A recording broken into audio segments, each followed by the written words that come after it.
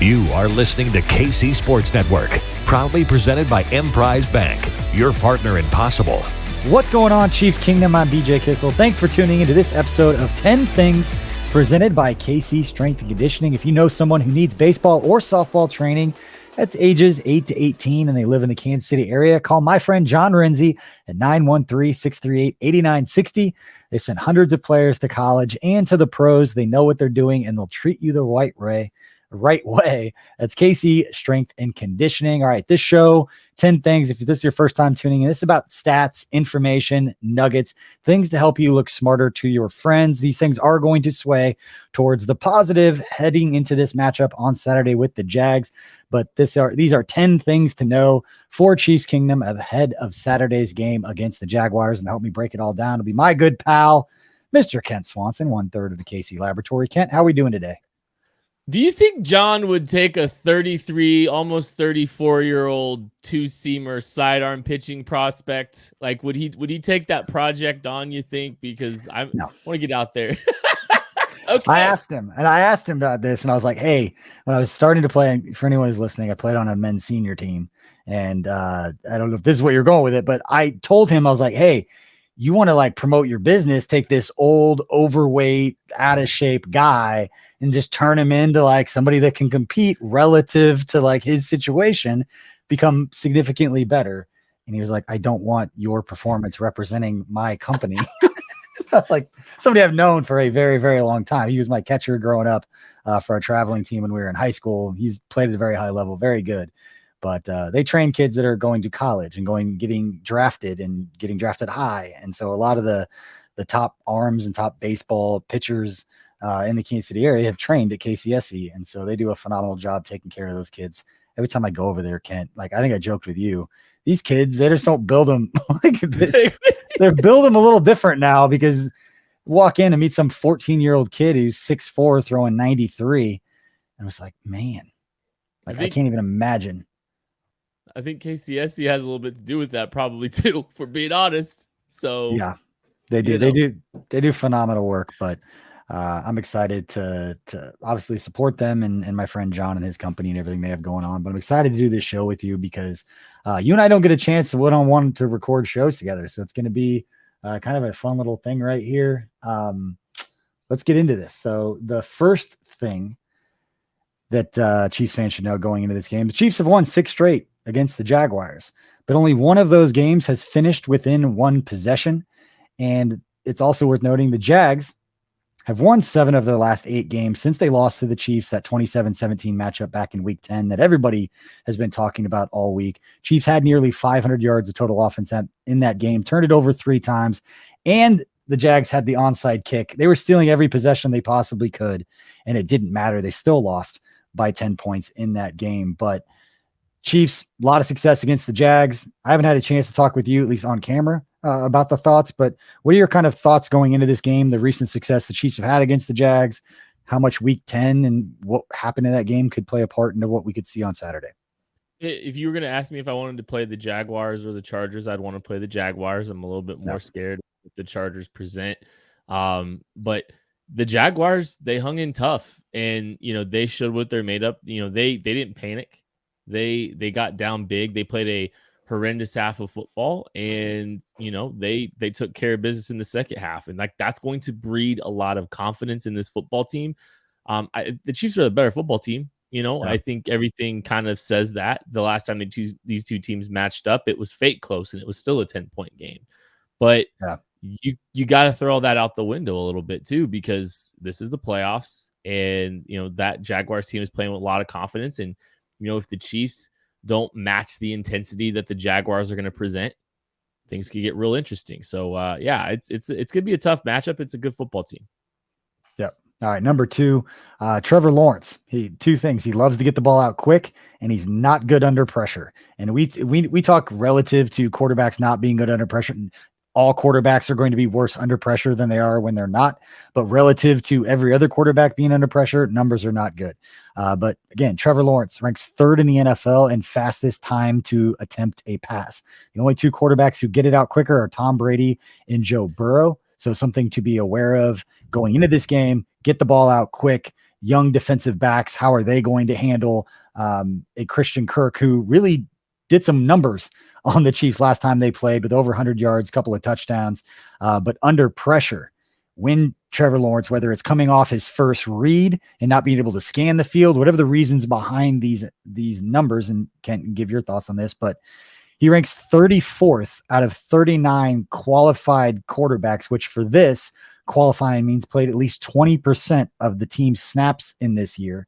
Ranks 34th against pressure with a 29.9 grade per Pro Football Focus. So if you get bodies around him and you get him to hold on the ball a little bit, you're going to have success. He is a quarterback that you can rattle. Based on what you've seen, does this fit? Do these numbers fit your film study? Yeah, a little bit. And like, the thing that is always interesting to me about Trevor Lawrence is like he doesn't really utilize his legs to the same kind of the same amount you would expect him to, because he's a good athlete. Like I think athletically he compares similarly to a Andrew Luck type prospect. Good guy, he can run with his legs, he can get some tough yardages, he has the capability to do it. But the way that Trevor Lawrence is, kind of operated in that offense, he really hasn't, tried to get too creative out of the pocket. He really hasn't tried to, utilize his legs when lanes present themselves. He hangs in the pocket, and I think that's a little bit of it. He's going to try to operate and win from the pocket. And if things don't come uncovered quickly, with some of those crossing routes and a lot of, the routes that they love to run in the middle of the field to the running backs, to the tight ends, then he's going to hold on to, try to give the structure of the play a chance. And that's where some of that pressure comes. So, it's a matter of, getting him off his first, second read, having him hold the ball for just a second. He hasn't really shown that he's going to beat you with his legs too often. And, he's going to be susceptible to taking some sacks. That was kind of one of my big takeaways from their game against the Chargers. And not to take anything away, I know the numbers at the end of the game show Trevor Lawrence made plays, but in watching it, I came away a lot more impressed with Evan Ingram. I was Googling how many years Evan Ingram's under contract, because that dude running away from defensive backs was impressive on the one over route. But between Evan Ingram, Christian Kirk, what they did with the ball in their hands, Travis Etienne as well, that I was much more impressed with their ability to make something happen after Trevor Lawrence threw a comeback route, a hitch route, something pretty simple, find a spot in the zone, get them the ball, and then they make the play, throwing short of the sticks on third down. They turn up and get upfield. My two takeaways from that is, one, Trevor Lawrence isn't necessarily making plays out, to your point, outside the pocket, throwing to these tight windows to these guys on the runs to get them going. I didn't see that kind of performance from him. Not to say that he couldn't do it. What you just said, like, don't see it a lot. You look at some of the advanced numbers, doesn't really show that he's done that a lot, but he is a much better athlete than I think we've seen. His ability to get out and run and scramble, similar to Justin Herbert a little bit. He can get out and he can hurt you with his legs if he does that a little bit more, but get bodies around him and get him under pressure, which Steve Spagnuolo is good about. And one of the other things, excited to talk to you about this, because you guys really dive into the film study, that in that game against the Chargers, and I don't know if this is something for Trevor Lawrence that's been an issue for him, but I saw more free rushers for the Chargers than I normally see. And granted, he's a young quarterback, and I don't know if it's a communication issue up front or if he's not setting the protections correctly. But the Chargers, in 2 or 3 times in that game, which for a free rusher at this level of football to be completely unaccounted for does not happen very often, that it kind of fits this. It's not seeing it as well, or not quite developed on all of the aspects of the game that we take for granted at this point. Patrick Mahomes, you rarely ever see a free rusher at the Chiefs. The guy could get beat, but he is accounted for in some kind of way. Trevor Lawrence saw a handful of times that guys were coming completely unaccounted for. You combine that with he's going to be staring at 15 across the field, knowing that he's got to put up a lot of points, and that Arrowhead is going to be absolutely crazy in this game. It's all setting up for a young quarterback who's shown to get rattled, that he could get rattled again. Well, and, I think this is where the experience in the Rolodex, the quarterback Rolodex in their mind kind of comes into play a little bit too, is because this is the time for tendency breakers here in the NFL, where during the playoffs, you're going to see teams throw stuff that they've been setting up all year, and not to say that there's no blame to be absolved of, that Trevor Lawrence should be absolved of any blame. Cause like, there's definitely like a young quarterback without the Rolodex isn't going to get the protection right all the time either. So a lot of those factors are probably playing into the hands of the Chiefs a little bit, where the experience factor comes more and more important as the playoffs kind of come on. So, the Chiefs are going to probably dial some stuff up that Trevor Lawrence hasn't seen yet. They're going to try to get some free rushers, I would imagine.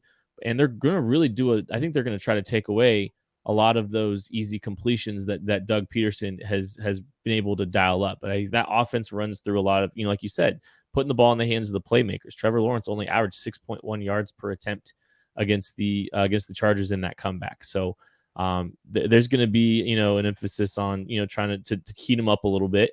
And also, you got to try to reduce some of those short to intermediate passes. Yeah.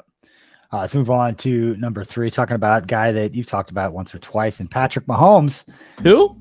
8-3 in the playoffs, but his numbers at Arrowhead, at least his touchdown interception ratio at Arrowhead, 26 touchdowns, 3 interceptions in his career. Patrick Mahomes has the second best passer rating in NFL postseason history at 27 years old. I'm actually kind of surprised. The only quarterback who has a better passer rating that's qualified is Josh Allen for the Bills, which kind of surprised me a little bit. But Patrick Mahomes, 105.7 passer rating in the postseason, second best to Josh Allen in NFL history. But 8-3 in the playoffs, 26 touchdowns, 3 interceptions at Arrowhead Stadium.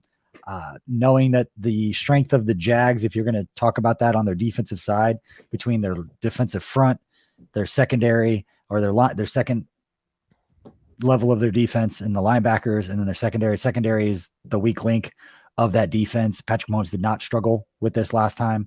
We'll see what happens with McCole Hardman. Didn't practice today. Not a great sign for him getting ready for Saturday. I've been talking about how excited I am to get all of the offensive weapons back, which we haven't seen yet this year, outside of one game that Kadarius Toney had been with the Chiefs for only 3 days before that Titans game. But what are you expecting to see from Patrick Mahomes based on these numbers? That he's always been good, but even better at home, even better in the postseason. Yeah, he barely broke a sweat against the Jaguars. It kind of felt last time. It was just a very calm, commanding game for him. And that was, if you remember, that was a Kadarius Toney game. That was kind of the breakout Kadarius Toney game, kind of showing everybody what he's capable of doing. But yeah, I mean, Mahomes has played 11 games. I believe all of them have been in Arrowhead Stadium too, and 26 touchdowns and 3 interceptions is absolutely I guess 2 Super Bowls, so 9 playoff games at Arrowhead and 2 in the Super Bowl. He's not played a road playoff game is the line there. But yeah, that's an absolutely absurd number, and I expect him to play to what he's been doing, to the level that he has been for the last 3-4 off seasons, or 3-4 postseasons. I mean, so the Jaguars are going to present some challenges. They got like you said, they got a good pass rush, but I think the Chiefs are going to have answers. They got a lot of different answers all across the field. They've got capable personnel. There's plenty to like about the group around him, even though there's not a Tyreek Hill anymore. Like, they've figured that out. They found solutions for about every scenario that they're going to see in the playoffs. And I'm excited to see what this group puts together the first week. Cause it's a big one. You got to take care of the first one. And so, I think Mahomes will. Switch to another side of the ball, or the other side of the ball. And if you're listening to this show, you've heard me talk about this on the other 2 shows already this week. And I'm going to keep hammering it home. Frank Clark climbing up the NFL postseason sacks list, currently ranked 5th all time in NFL history.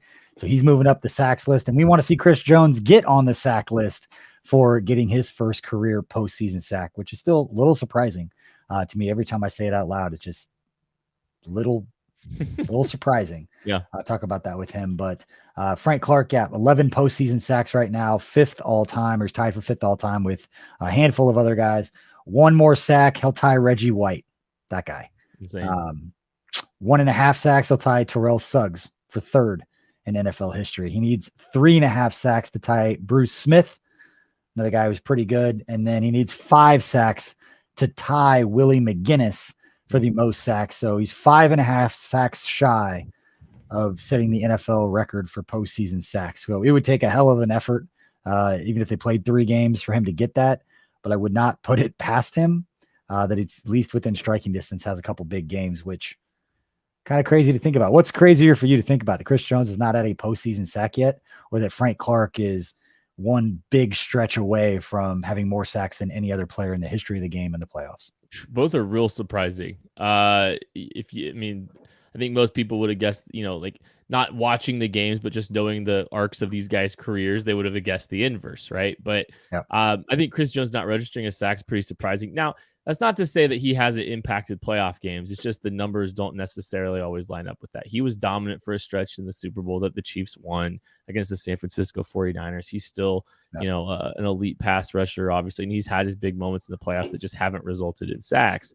And they're going to need him to do that. They're going to need production. They're going to need sack production. They're going to need him to get quarterbacks to the ground for this team to do what they're hoping to do. The pass rush still runs through him. It's gotten better. The 4-man rush has gotten better, but it's still going to run through Chris Jones.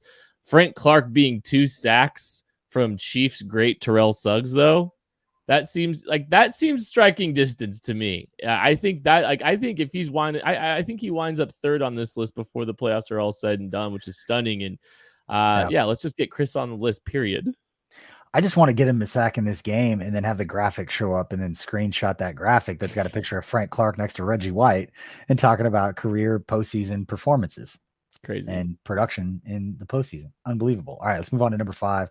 And this is a fun one. I talked with Nate Taylor a little bit about this because of the onside kick, but I made a point of keep an eye on 4th down decisions.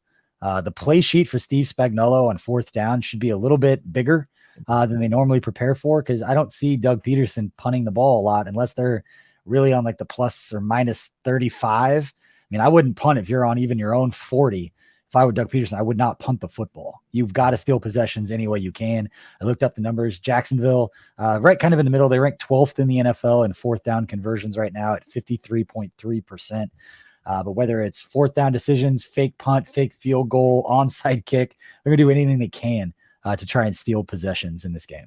That you saw them, kind of, I don't want to say empty the clip, but they definitely got uber aggressive and played like they had nothing to lose back when they were kind of a losing franchise. I think they were 3-6 when the Chiefs lined up against them, and they were just trying to spark something before the bye week. And you saw them, be a little bit more aggressive and take some, bigger risks. So like the Chiefs will be prepared for that a little bit, but I don't think Doug Peterson can make any decision this week that is going to bring criticism upon him, because I think Jacksonville is probably looking at this game 100% as house money, right? Yep. So it's, even if he goes for it on 4th and 1 from his own 20, something absurd and ridiculous like that, are we really going to be that surprised? Are we really going to be surprised if they do something that kind of outlandish? I think this is going to be a hyper aggressive version of Doug Peterson. And that should scare Chiefs fans a little bit, because he's maybe not risking, he's not worried about getting blown out. He's worried about trying to win the football game. And the best chance he has to win the football game is keeping Patrick Mahomes on the sideline. Nate earlier was talking about like, there is no tomorrow for you. Just Jimmy McGinty is what came in my head. Like, that makes you all very dangerous people. Yeah. From the replacements that, whether it's like halfback passes, double reverse, like we're going to see some crazy stuff, which is honestly, as a coach, especially in the NFL, where every decision they make is going to be completely torn apart.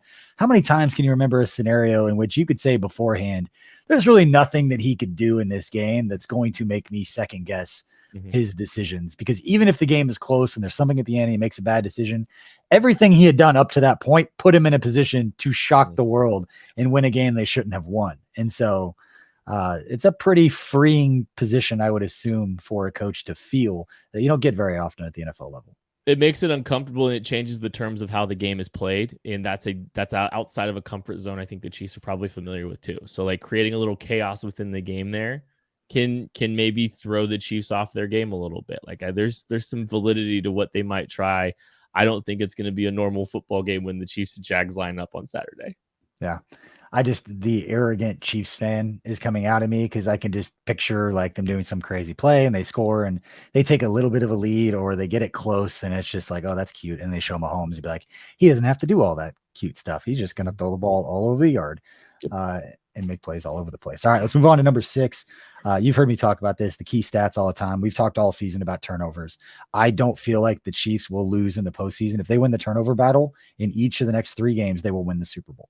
I don't think there's anybody out there playing so well that if the Chiefs have more possessions than they do, regardless, even if they play slightly above average, because of the way we've seen Buffalo struggle at times, the way that we've seen Cincinnati struggle, I know that's going to be a huge game, whoever they face next week.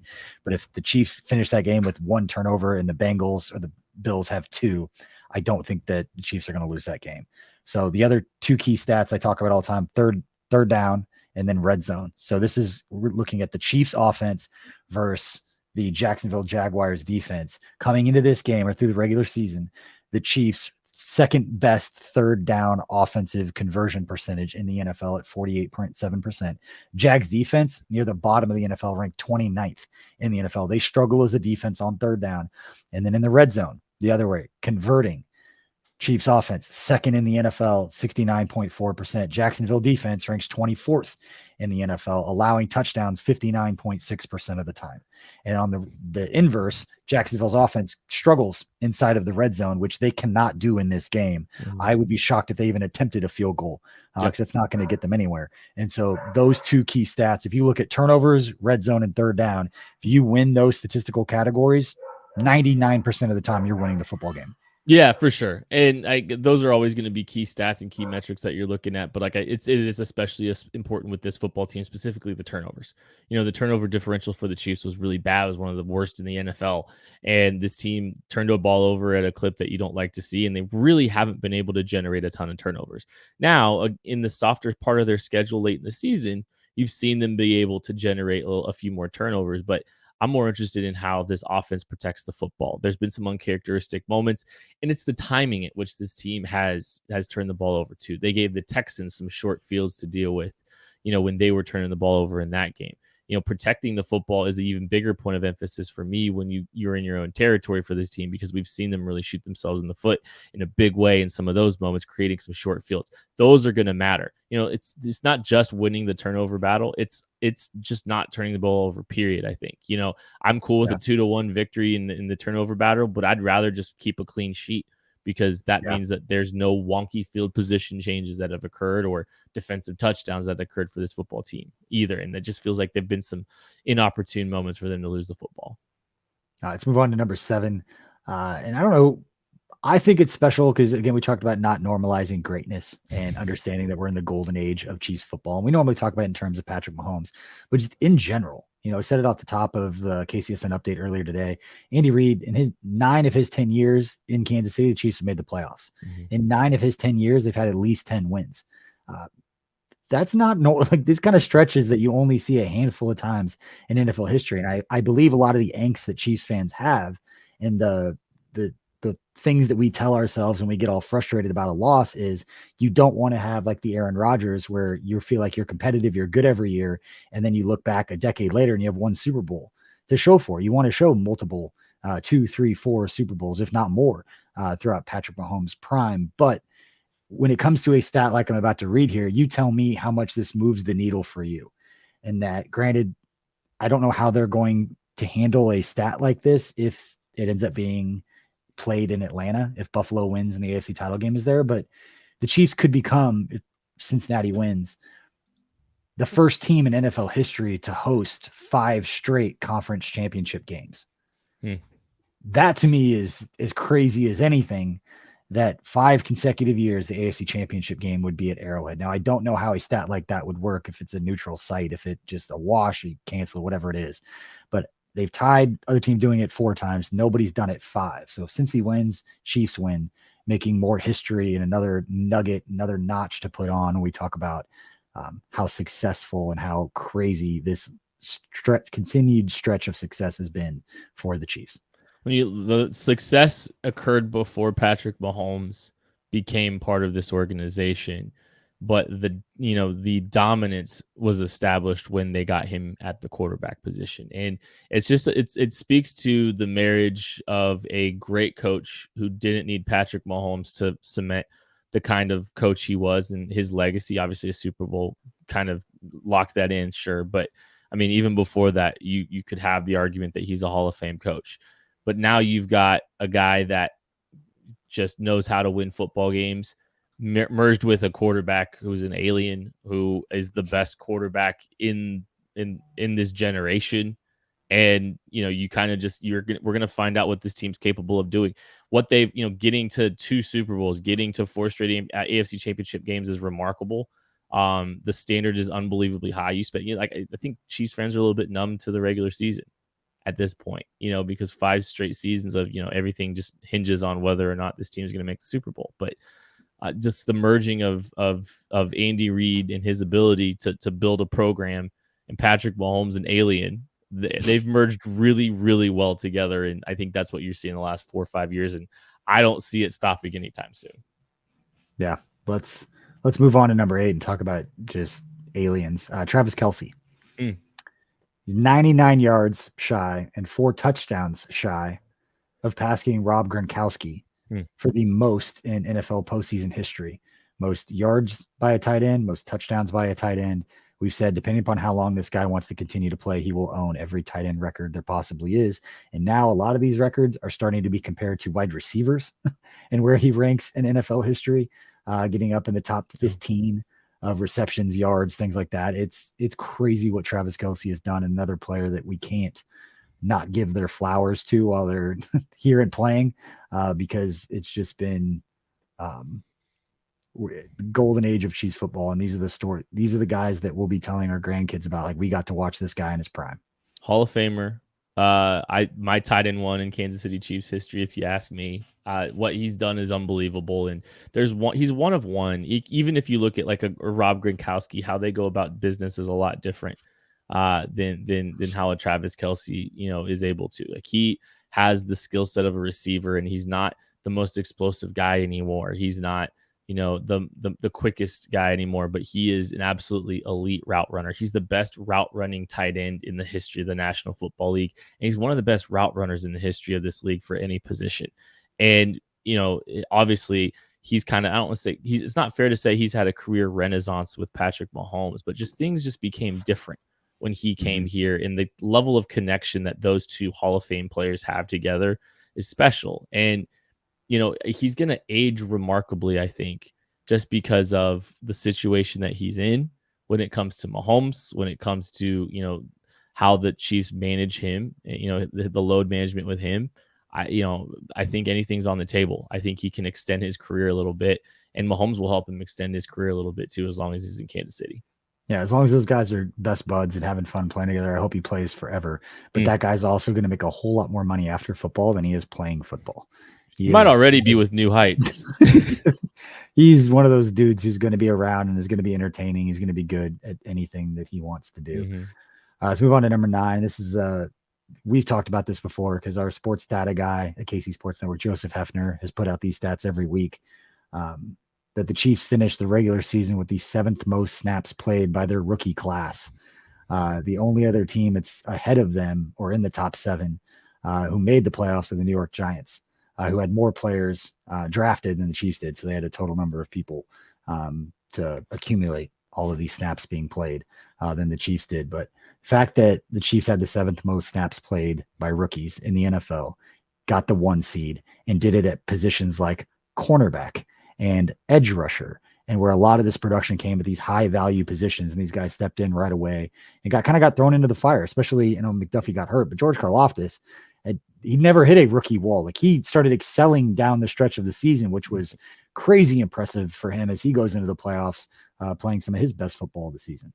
I'm so glad that you brought up positional value here, because that's the thing that sticks to me the most when it comes to this draft classes. And I'm not trying to discredit the value of an interior offensive lineman or a linebacker, because last year's draft class was great. They got very solid, very good to elite players in last year's draft class. It was at, maybe some of the lower end of the positional value, though. This class, you loaded up on corners, and you found 3 corners that you're going to build off next year. You're going to start 2 of them, and 3 of them are probably going to play. Even there's nobody in this draft class outside of Darian Kennard where we don't have a little bit of, answers to, the future for them. I think everybody in this draft class, you see a lot of hope.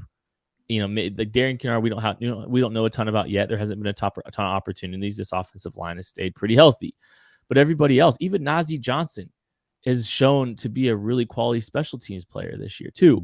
So just looking at what this team has been able to do from a positional value perspective and just from a quality perspective, every one of these guys has found a role. About every one of these guys has found a role, and they're still winning 14 football games. They're tied the second best winning percentage in the history of this football team in the regular season.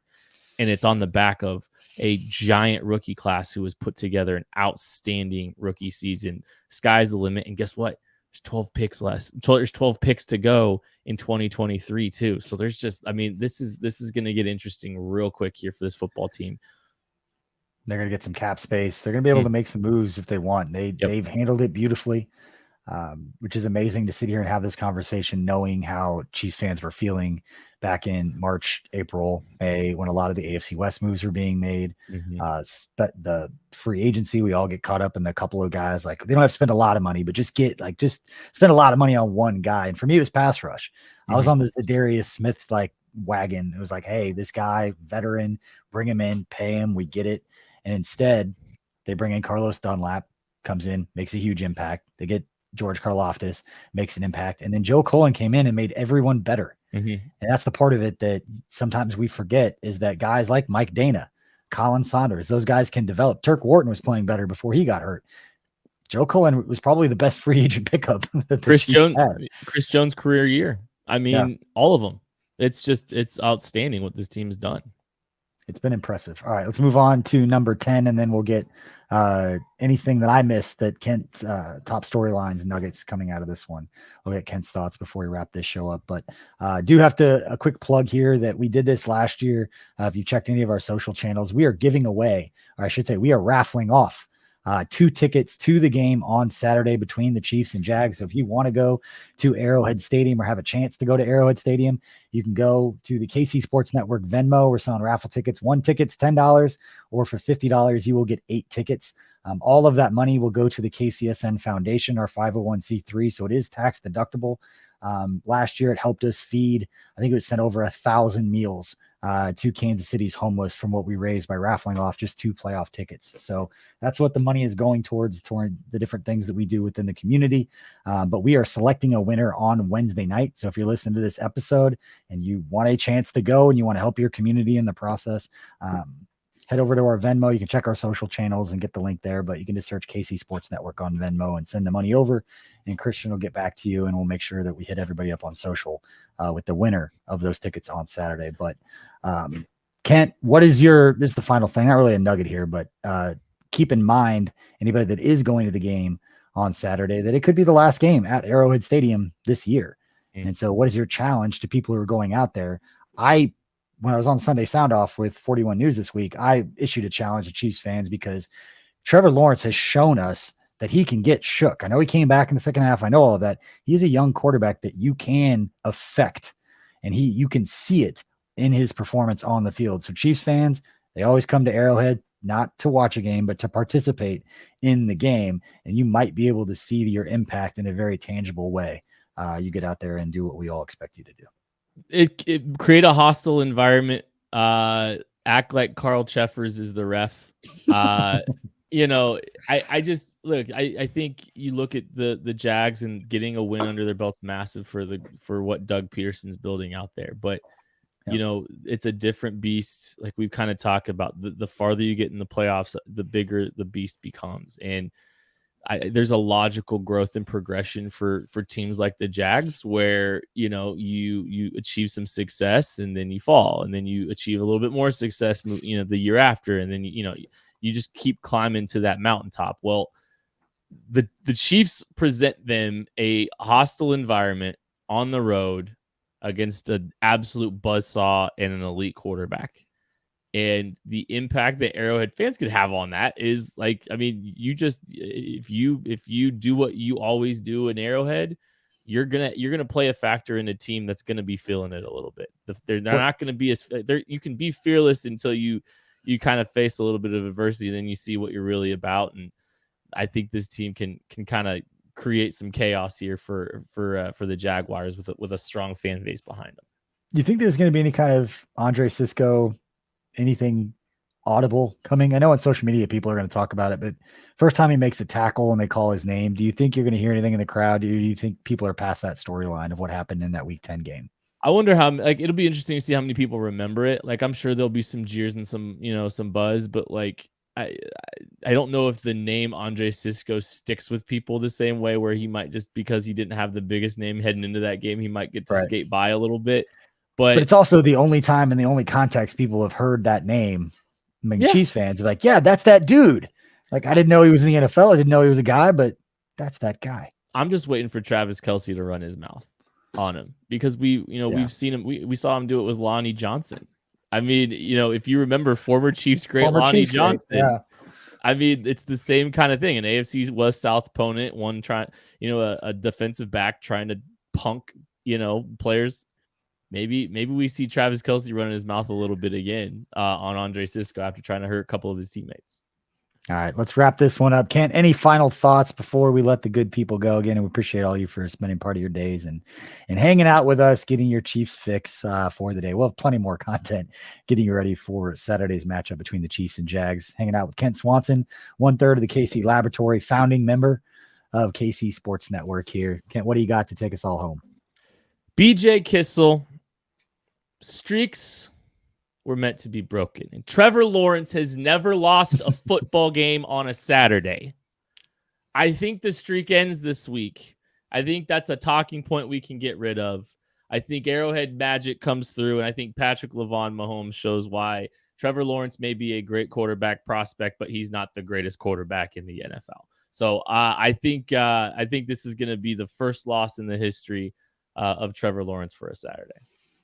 Nate Taylor would not stop talking about that earlier. That is his favorite storyline, favorite nugget going into this game. I just love the fact that Doug Peterson's coming back and he's got zero pressure. I'm excited to kind of see what Doug brings. I don't think it's going to matter, but I'm excited to see him just let it all out and play, with house money, like you said earlier. This is definitely one of those perfect scenarios in which they got nothing to lose. See what they come up with, any kind of crazy plays.